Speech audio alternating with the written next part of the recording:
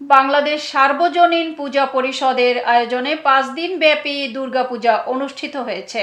France প্রতিনিধি রাসেল আহমেদের রিপোর্টে। ফ্রান্সের রাজধানী প্যারিসের নিকটবর্তী লাভ কর্নবের দন্তনে একটি স্থানীয় হলরুমে এই পূজা উদযাপন করা হয়। সংগঠনের পক্ষ থেকে সপ্তমী, অষ্টমী ও নবমীতে সারাদিন পূজার পর সন্ধ্যা থেকে রাতে জমকালো সাংস্কৃতিক অনুষ্ঠান হয়।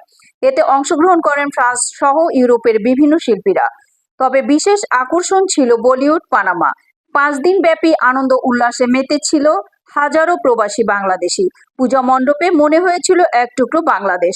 এতে ফ্রান্সে বেড়ে ওঠার মতো নতুন প্রজন্মের ছেলে মেয়েরাও আসেন এবং তারা ধর্মীয় বিষয়ে অবগত হন, সেই সাথে বাংলা সংস্কৃতির সাথে পরিচিত হন।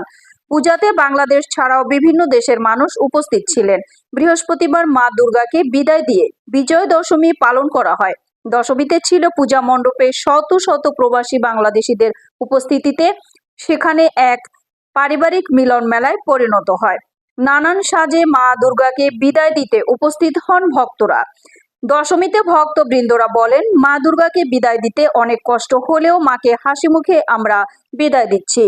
পূজায় আসায় সকলে আয়োজকদের ধন্যবাদ জানান এত সুন্দর পূজা আয়োজন করার জন্য।